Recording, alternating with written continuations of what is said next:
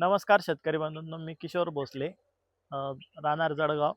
माझी 200 आंब्याची झाडं आहेत. तर हे आपले भाटेसाहेब आहे, सचिन भाटेसाहेब यांच्या मार्गदर्शनाखाली आपण या बागेचं नियोजन केलेलं आहे. तर झाले नोव्हेंबरपासून यांच्या मार्गदर्शनानुसार आपण फवारण्या घेतो याच्यावरती. तर याचे जे रिझल्ट आहेत हे आपल्याला आता सध्या दिसतंय.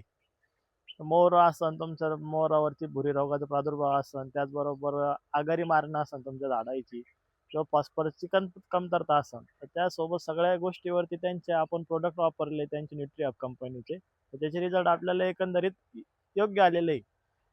जर रिझल्ट बघायचे झाले तर तुम्ही याच्यात बघू शकता आपल्या बागेमध्येच. आणि खतामध्ये यांनी आपल्याला बेसल डोसमध्ये यांचे न्यूट्रिअपचं जे आहे, तर फॉर्म्युला नंबर 2 आपण वापरला या बॅगेसाठी. एकंदरीत आपण त्या फॉर्म्युला नंबर 2 ची एक बॅग 200 झाडासाठी वापरलेली होती. तर आपण फवारण्या याच्यात 3 घेतलेल्या आहे. पहिली फवारणी जी आहे तर ते आपण न्यूट्रिअपचाच ओमनिमोल आणि फॉस्फायटियल त्यासोबत आपलं रिडोमिल घेतलं होतं, गोल्ड आपलं बुरशीनाशक. त्याची आपण सुरुवातीला फवारणी घेतली होती. त्यानंतर आपल्याला फुल अवस्थेमध्ये आपण टॉप गिअर, CPZ आणि हे 2 झाल्यानंतर त्याच्यामध्ये आपण बुरशीनाशक म्हणून ॲमिस्टर टॉप सारखा एक घटक घेतलेला होता त्याच्यामध्ये बुरशीनाशक. आणि तिसरी फवारणी जी आहे तर आता आपण घेतलेली 2 दिवसापूर्वी, ज्यावेळेस आपलं फुल चमकायला लागले, उमलले फुल, त्यावेळेस आपण के बोरॉन आणि बुरशीनाशक त्याच्यामध्ये के बोरॉन सोबत आपण कॉन्टॅक्ट प्लस आणि फॉलिकल 26 हे घेतलेलं आहे आपण त्यासोबत. तर ह्या 3 फवारण्याचे रिझल्ट जे आहे तर ते आपल्याला एकंदरीत उमटी पडलेले आहे. तर तुम्ही ही बाग बघून घेऊ शकता कसं काय नाही.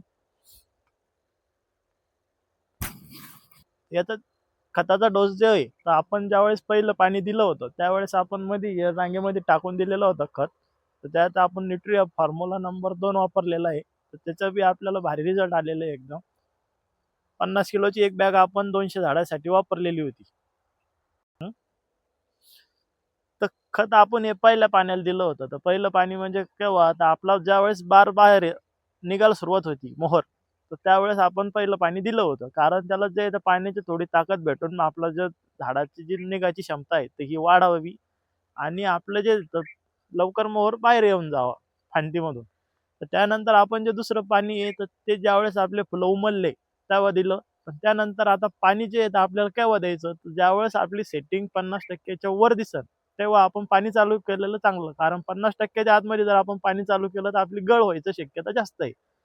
का, तर पाणी ज्यावेळेस देतो आपण त्यावेळेस झाडाची ताकद अशी नॉर्मली वाढल्यासारखी होऊन जाते आणि त्यांची फळ बनवण्याची क्षमता ऐवजी डायरेक्ट आघाडीवरती झाड जातं.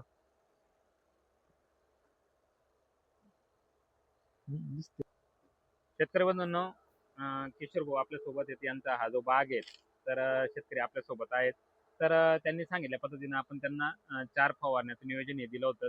पहिले रेस्टिंग पिरियडमध्ये आपण ओमनिमोल, फॉस्फॅटियल, रिडोमिल आणि एक फांद्या वाढत होते म्हणून आपण इमामेक्टिन दिलं होतं. दुसऱ्या फवारणीमध्ये आपण बहार चांगला लागण्यासाठी आपण त्यांना टॉप गिअर आणि CBZ हे दिलं होतं आणि त्याच्यासोबत एक बायोचं कीटकनाशक दिलं होतं.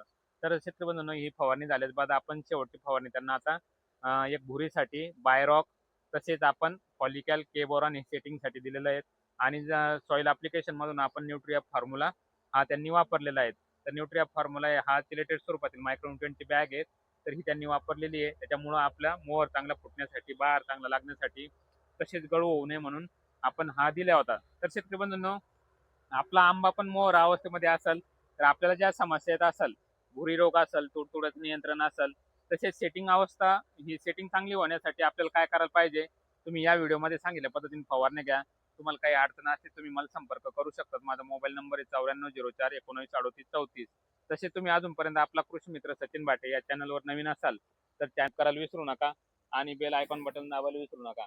तर शेतकरी म्हणून आपण बघू शकतात, बाग हा एकदम जबरदस्त असं चांगल्या पद्धतीने फुटलेला आहे.